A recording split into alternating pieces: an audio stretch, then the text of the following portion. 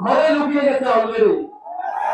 আমাদের শহীদ আবরার ফারাককে হত্যা করার সময় আধিপত্যবাদী শক্তি সংঘবদ্ধভাবে পরিকল্পনা করে তাকে হত্যা করেছিল। আমরা কিছুই বলতে পারি না কথা।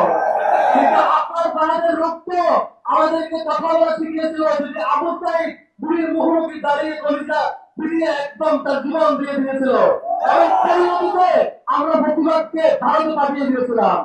কিন্তু এখন আমরা লক্ষ্য করছি যে আধিপত্যবাদী শক্তি পিছন থেকে লুকিয়ে প্ল্যান করে গুলি করে পালিয়ে যায় ভয়ে ভয়ে। শহীদ উসমান হাদির শহাদতের মধ্য দিয়ে আমরা এটা প্রমাণ পেয়েছি আধিপত্যবাদী শক্তি আর আমাদের সামনে দাঁড়াতে সাহস পায় না। লুকিয়ে লুকিয়ে আমাদের পিছন থেকে গুলি করতে আসে। এখন যদি আমরা শহীদ হাদির রক্ত, শহীদ হাদির আমানত আমাদের হৃদয়ে ধারণ করে আর একটু পরিচর্য অব্যাহত রাখতে পারি, এই আধিপত্যবাদী দিল্লির কবর আমরা রচনা করবো ইনশাআল্লাহ।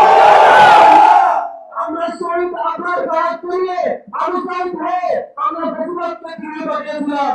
এখন শহীদ হাদির রক্ত পেলে আমরা আরো শহীদ হতে চাই, যেখানে এই দিল্লির শক্তি আধিপত্যবাদী শক্তির কবর হতে যাবে ইনশাআল্লাহ।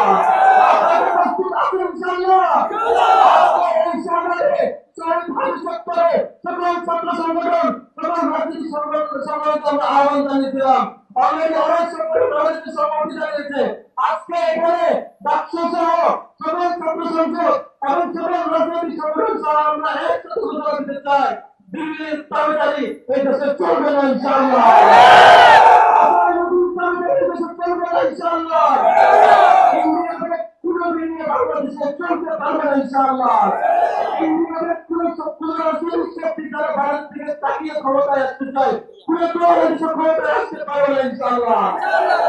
এদেশে সেগুলো ক্ষমতায় আসবে, এদেশে সে পত্রিকা চলবে, এদেশে সে সংবাদ মাধ্যম চলবে, এদেশে সে রাজনৈতিক দল চলবে যারা দিল্লির সরকারের বিরুদ্ধে প্রকাশ্য কথা বলতে পারবে।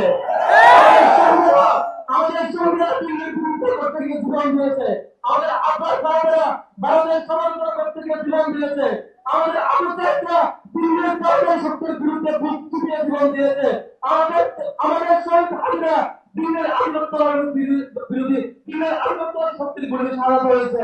আর আমাদের রক্ত শহীদ হাদির শাহাদাতের কসম, শহীদ হাদির কসম আমরা শপথ করবো এই দেশের দিল্লির আধিপত্য রক্ষা